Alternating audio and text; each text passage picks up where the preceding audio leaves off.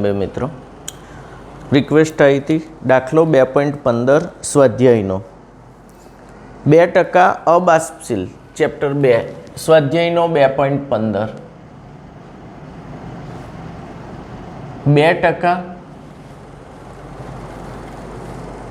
અબાષ્પશીલ દ્રાવ્ય ધરાવતું જલીય દ્રાવણ સામાન્ય ઉત્કલન બિંદુએ 1.004 2% દ્રાવ્ય ધરાવતું જલીય દ્રાવણ સામાન્ય ઉત્કલન બિંદુએ 1.004 બાર બાષ્પ દબાણ ધરાવે છે. આટલું બાષ્પ દબાણ ધરાવે છે સામાન્ય ઉત્કલન બિંદુએ. આગળ વાત કરી છે તો દ્રાવ્યનું મોલર દળ શોધો. તો આ જે દ્રાવ્ય છે એનો અણુભાર શોધવાનો છે આપણે. બેઉમાં ઇંક પૂરવાની છે. તો અહીં આપણે શરૂ કરીશું દાખલો.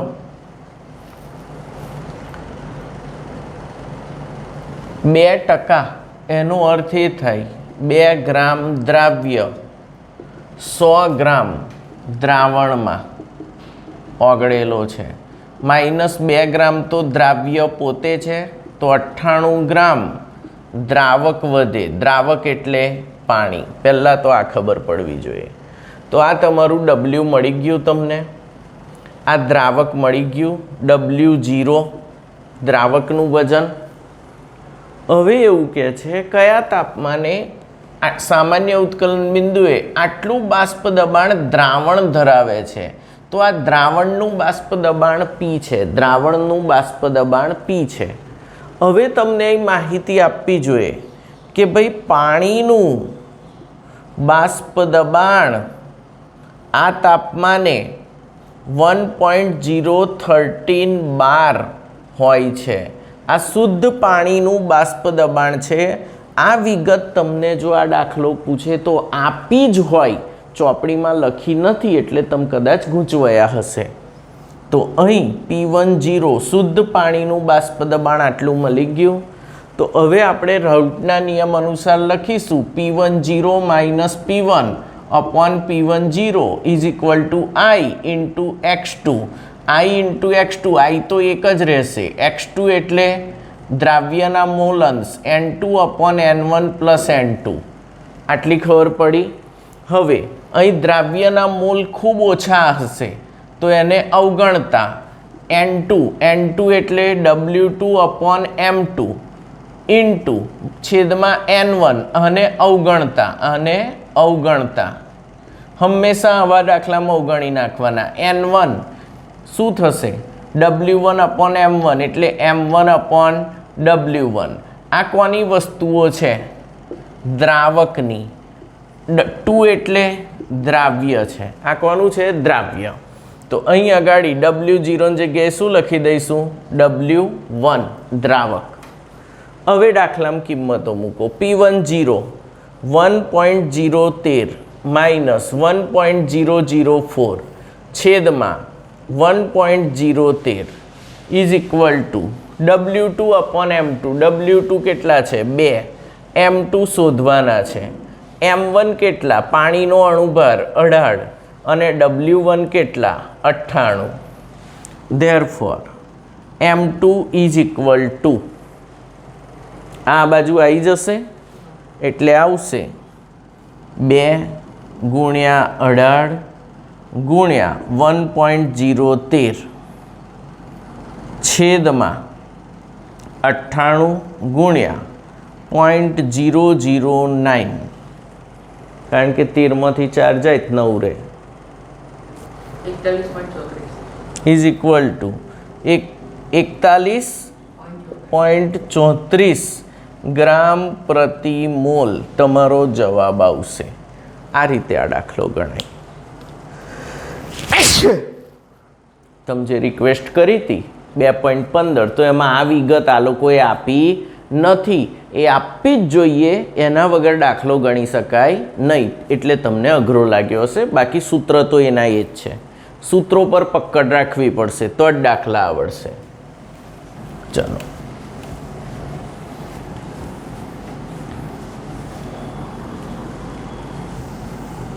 બીજો એક દાખલો ગણાવું તમને. સ્વાધ્યાયનો 2.17. સ્વાધ્યાયનો 2.17. ચાલો, શું કહે છે?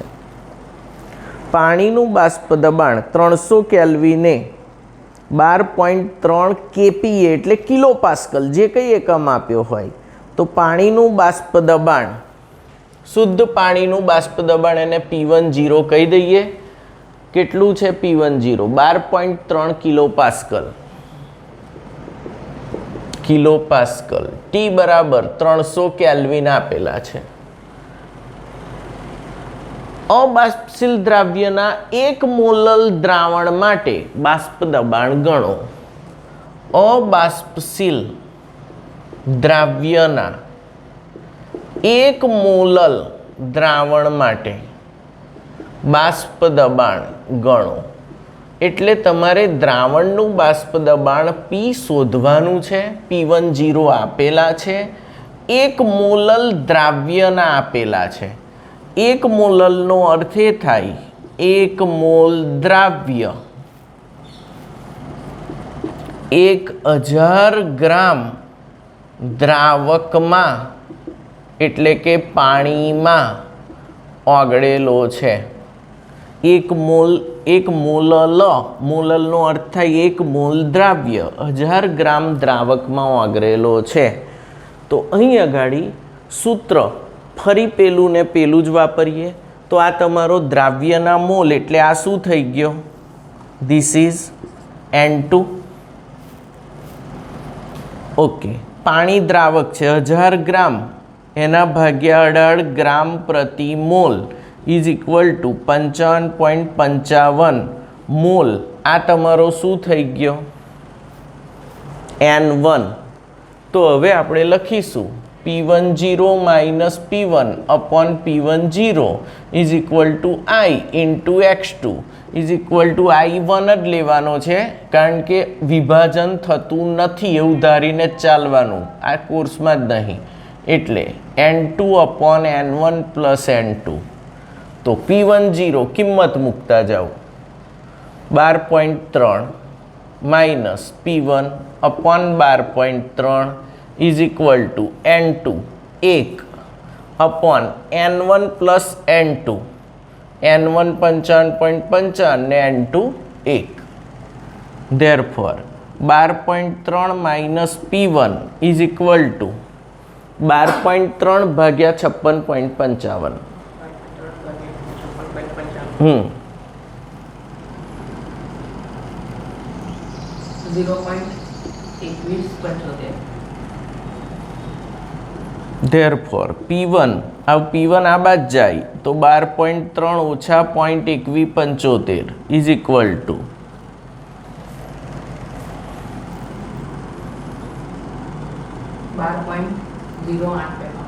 0.08. ચાલશે. આટલા શું આવશે? કિલો પાસ્કલ, જે અહીં જ એકમ હતો તેનો તે જ. તો આ દાખલો પણ અર્થઘટનનો દાખલો છે, આવડે. ચાલો,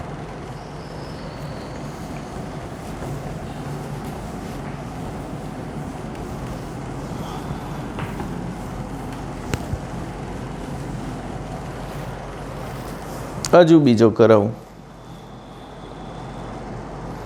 2.21. થોડા ગણાવું, બાકીના તમે ટ્રાય કરજો, થોડો તમને ચાન્સ મળે. બાકી કંઈ એટલું અઘરું છે નહીં. 2 તત્વો A અને B, AB2 ને AB4 બનાવે છે. 2 તત્વો A અને B શું બનાવે છે? AB2 and AB4. ઓકે, તેમને 20 ગ્રામ બેન્ઝીનમાં ઓગાળતા AB2નો 1 ગ્રામ ઠાર બિંદુમાં 2.3 કેલ્વિનનો ઘટાડો કરે છે. ચલો, 20 ગ્રામ બેન્ઝીનમાં ઓગાળતા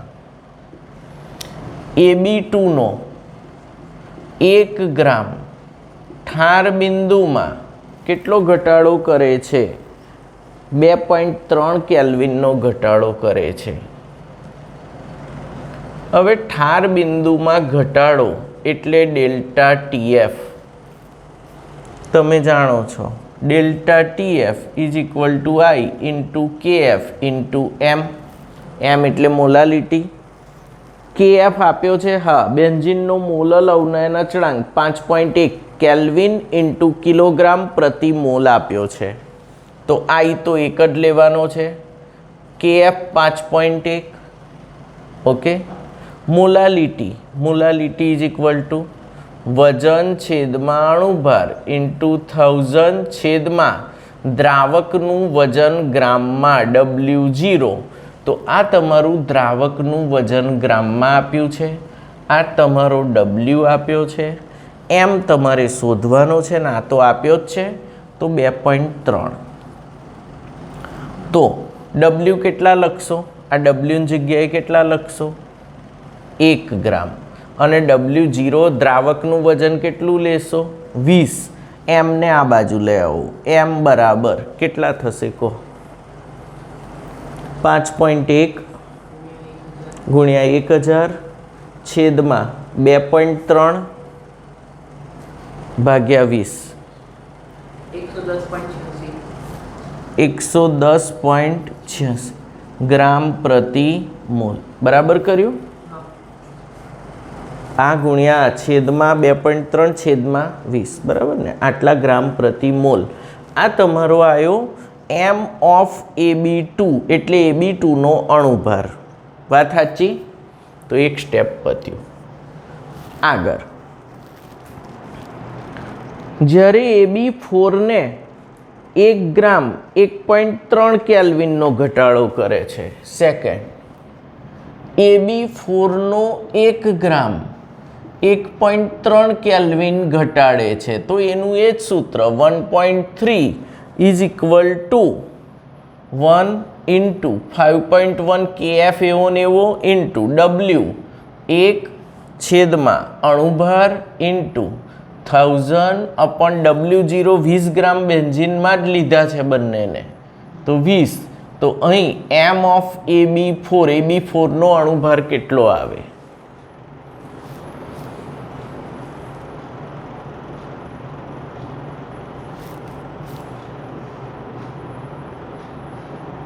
$196.15 ગ્રામ પ્રતિ મોલ. હવે ત્રીજું step, M of AB2 is equal to આપણે ધારી લઈએ, ધારો કે એનો પરમાણુ ભાર x છે અને બીનો પરમાણુ ભાર y છે. તો x plus 2y is equal two 110.86. ફરી AB4 માટે એમ ઓફ AB4 લઈએ તો x પ્લસ 4y થશે ઇઝ ઇક્વલ ટુ 196.15. કમ્પ્લીટ. આ સમીકરણ 1 કહો, આ સમીકરણ 2. સમીકરણ 2 ઓછા 1 કરતા 2 ઓછા 1 કરતા 2y x તો ઉડી જ જવાના ઇઝ ઇક્વલ ટુ 196 ઓછા આ ઓછા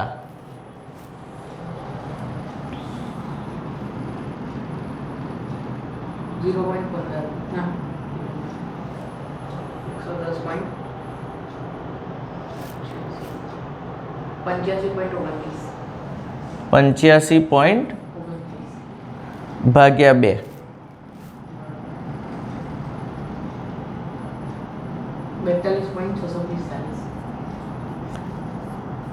એ બીનું પરમાણવીય દળ એક જવાબ મળી ગયો. હવે લાસ્ટ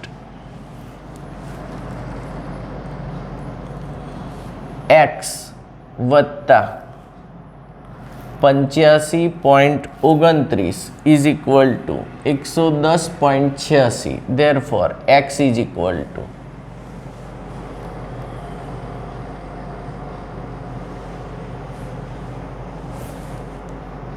25.57. તો આ તમને એનું પરમાણવીય દળ, એનું પરમાણવીય દળ આ 4 માર્કમાં બોર્ડમાં પૂછાઈ ગયેલો દાખલો છે. તો એ અને બી બંનેના પરમાણવીય દળ આપણે એકદમ સરળતાથી ગણી શકીએ છીએ. આવડે તમને આવો દાખલો? ઓકે. તો આવા દાખલા જાતે ગણવા પડે તો જ તમારો મેર પડે. ચલો આગળ વધીએ.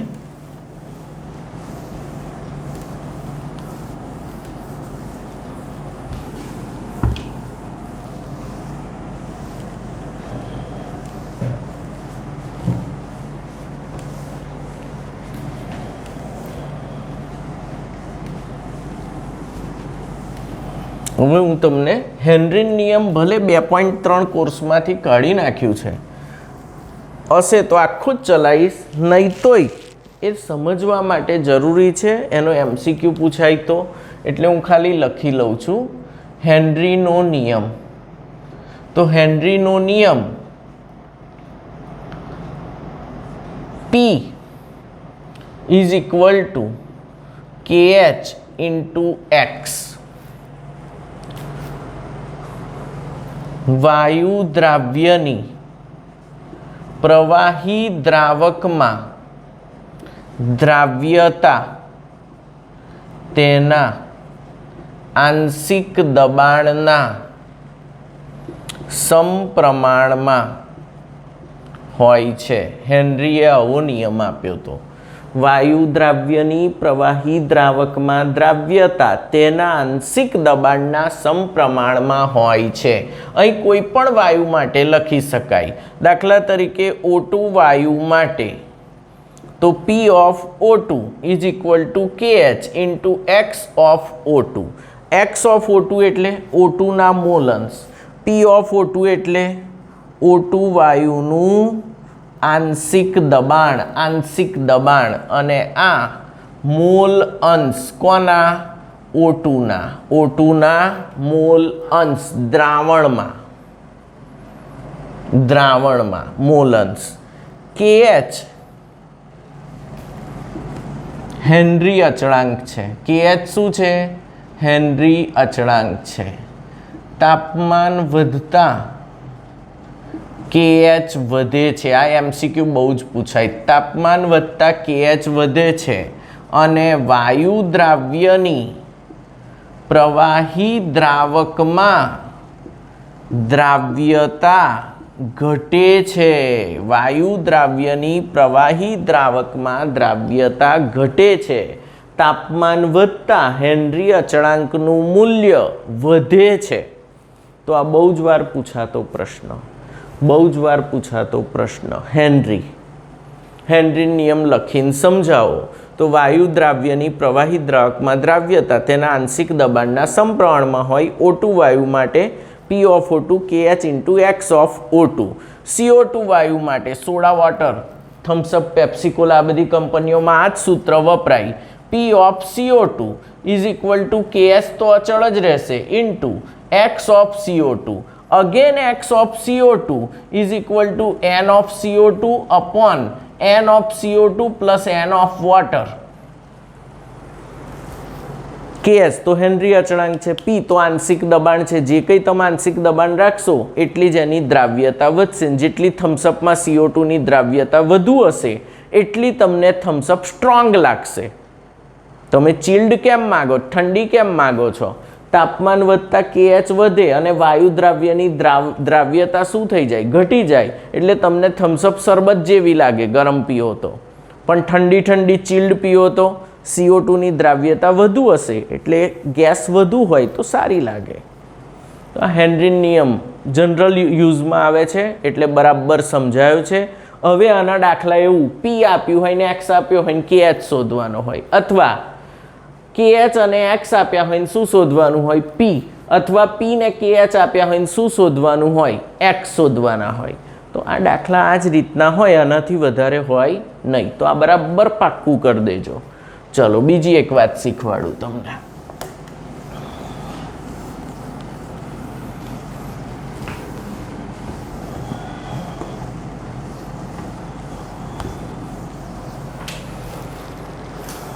સંખ્યાત્મક ગુણધર્મો. ટાઈમ છે ને બેટા? હા, 10. દ્રાવણના જે ગુણધર્મો તેમાં ઓગળેલા દ્રાવ્યના કણોની સંખ્યા પર આધાર રાખે છે તેમને સંખ્યાત્મક ગુણધર્મો કહે છે. ફરી, દ્રાવણના જે ગુણધર્મો તેમાં ઓગળેલા દ્રાવ્યના કણોની સંખ્યા પર આધાર રાખે તેને સંખ્યાત્મક ગુણધર્મ કહેવાય. હવે કણોની સંખ્યા જો વધે તો દ્રાવણનું બાષ્પ દબાણ હંમેશા ઘટે. ઉત્કલન બિંદુ વધે, ઠાર બિંદુ ઘટે અને અભિસરણ દબાણ વધે. આ ખાસ યાદ રાખવાનું. ફરી, કણોની સંખ્યા વધે તો બાષ્પ દબાણ ઘટે, ઉત્કલન બિંદુ વધે, ઠાર બિંદુ ઘટે, અભિસરણ દબાણ વધે અને વિદ્યુત વાહકતા દ્રાવણની વધે. કણોની સંખ્યા વધે તો વિદ્યુત વાહકતા વધે. આ શબ્દો બરાબર સમજો. કણોની સંખ્યા વધે તો દ્રાવણનું બાષ્પ દબાણ ઘટે, દ્રાવણનું ઉત્કલન બિંદુ વધે, દ્રાવણનું ઠાર બિંદુ ઘટે, દ્રાવણનું અભિસરણ દબાણ વધે અને દ્રાવણની વિદ્યુતીય વાહકતા વધે. આ શબ્દો બરાબર યાદ રાખજો. હવે હું એમ પૂછું, K3FeCN6 અને K4FeCN6 ના જલીય દ્રાવણો તમને આપ્યા છે. કયા જલીય દ્રાવણની વિદ્યુતીય વાહકતા વધુ હશે? આવો પ્રશ્ન પૂછાય. તો આમાં 3K પ્લસ FeCN6 -3, કારણ કે આ કૌંસ કોઈ દાટ તૂટે ના, સંકીર્ણ હોય, સંકીર્ણ કોમ્પ્લેક્સ કમ્પાઉન્ડ્સ. તો આ કૌંસ તૂટે ના, તો આ આખો આયન છે -3 વીજભારવાળો. આ એક જ આયન છે અને આ 3 આયનો છે, બેલેન્સ કરે 3K પ્લસ. કુલ આયનો કેટલા? 4. કુલ આયનો કેટલા? અહીં કુલ આયનો 5 મળશે. કેમ? 4K પ્લસ વત્તા કૌંસ આખો FeCN6 -4. આ એક આખો આયન છે, આ 4 આયનો છે. કુલ આયનો કેટલા? 5. આયનો એટલે કણોની સંખ્યા. તો કણોની સંખ્યા આમાં 4 છે, આમાં કેટલી છે? 5. તો મને એમ કહો, કયા દ્રાવણનું વિદ્યુતીય વાહકતા વધુ હશે? તો આની વિદ્યુતીય વાહકતા વધુ હશે. આના જલીય દ્રાવણનું બાષ્પ દબાણ કેવું હશે? ઓછું. આનું ઉત્કલન બિંદુ વધારે હશે કે આનું ઉત્કલન બિંદુ વધારે હશે? આનું વધારે હશે. ઠાર બિંદુ આનું વધારે હશે, આનું ઓછું હશે. અભિસરણ દબાણ જેમાં કણો વધારે છે એનું વધારે હશે. તો તમને આ વસ્તુ બરાબર ખબર પડવી જોઈએ. અને જો 100% વિયોજન થાય ત્યારે આના માટે I બરાબર કેટલા લેવાય? 4. અને આના માટે I બરાબર કેટલા લેવાય? 5. કેટલા ટકા વિયોજન થાય ત્યારે? 100%. તો તમને આ સમજાયું. હજુ આગળ બીજું સમજાવું છું.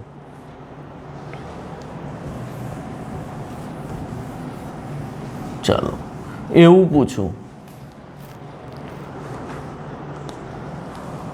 0.1 મોલલ NaCl, 0.2 મોલલ ગ્લુકોઝ, 0.1 મોલલ H2SO4 ચલો આ ત્રણમાં કોનું અને 0.1 મોલલ યુરિયા, તો હવે સમજાવું આમાં કયા દ્રાવણનું ઉત્કલન બિંદુ મહત્તમ હશે. ચલો પહેલાં વાત કરીએ, અને ઓપ્શન એ ગણો, આ બી છે, આ સી છે અને આ ડી છે, 4 ઓપ્શન છે. ચલો તો પહેલાં જ તમારે મોલાલિટી જોઈ લેવાની. આના માટે 100% વિયોજન થાય તો આઈ બરાબર કેટલા છે? 2. Na પ્લસ ને Cl માઇનસ, એકમાંથી 2 થાય છે. ગ્લુકોઝ તો વિદ્યુત અવિભાજ્ય છે એટલે એનું સુયોજન વિયોજન થતું નથી, એ આદર્શ દ્રાવણ બનાવશે. આ દ્રાવણ બિન આદર્શ બનશે. ચલો H2SO4 માં કણો કેટલા છે? 3. 2 H પ્લસ ને 1 SO4 માઇનસ 2. યુરિયા માટે આઈ કેટલા લેવાય? 1. હવે હું લખીશ I ઇન્ટુ સી, આ તમારી મોલાલિટીમાં સાંદ્રતા સી આપી છે, તો આની ઇફેક્ટિવ સાંદ્રતા સી ઇફેક્ટિવ અસરકારક સાંદ્રતા is equal to i into C. તો તમારા આ 2 એટલે આ 0.2, આ 0.2, આ 0.3 અને આ 0.1. ચલો હવે હું એમ કહું, કોની અસરકારક સાંદ્રતા સૌથી વધુ છે? તો કે આની. તો આ દ્રાવણનું બાષ્પ દબાણ સૌથી ઓછું, બાષ્પ દબાણ સૌથી ઓછું, ઉત્કલન બિંદુ સૌથી વધુ, સમજ પડી? ઠાર બિંદુ સૌથી ઓછું, વિદ્યુતીય વાહકતા સૌથી વધુ. એટલે સમજ પડી? આ બે માટે સેમ આવે છે તો અમને સમદાબી અથવા સમ અભિસારી દ્રાવણો કહે છે. જે દ્રાવણોના અભિસરણ દબાણ સમાન હોય એમને સમદાબી કે સમ અભિસારી દ્રાવણો કહેવાય. આઇસોટોનિક દ્રાવણો કેવા કહેવાય? આઇસોટોનિક. નીટમાં બહુ જ પૂછાય છે આઇસોટોનિક કયા છે, તો આ બે આઇસોટોનિક કહેવાય, એમના અભિસરણ દબાણ સમાન મળશે અથવા સમદાબી. ચલો 0.1 કણોની સંખ્યા સૌથી ઓછી છે. આ કણોની સંખ્યા છે, આ સી ઇફેક્ટિવ એટલે કણોની સંખ્યા જ. તો સી ઇફેક્ટિવ 0.1 છે, સૌથી ઓછી. તો આનું ઠાર બિંદુ સૌથી વધુ હશે. ઠાર બિંદુ કેવું હશે? સૌથી વધુ. અને બાષ્પ દબાણ પણ સૌથી વધુ હશે. બાષ્પ દબાણ પણ સૌથી વધુ હશે. તો આ ટાઈપના પણ એમસીક્યુ તમને પૂછાય છે, જે સંખ્યાત્મક ગુણધર્મ આધારિત પ્રશ્નો કહેવાય. તો આને આ ટોપિકને નોટમાં બરાબર લખી એમસીક્યુ માટે બરાબર સમજવાનો છે આપણે. તો કણોની સંખ્યા વધે તો બાષ્પ દબાણ ઘટે, ઉત્કલન બિંદુ વધે, ઠાર બિંદુ ઘટે, અભિસરણ દબાણ વધે ને વાહકતા વધે. અને મેં અહીં લીધી છે, આ મોલાલિટી આપી છે, આ પદાર્થો આપ્યા છે.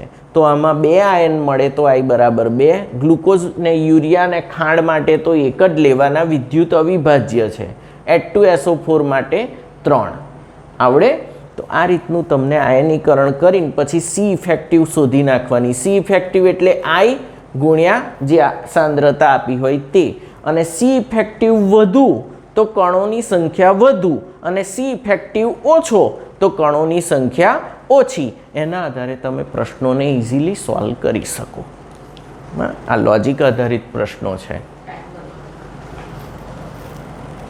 તો મેં આજે ઘણું બધું શીખવાડ્યું. જય અંબે મિત્રો.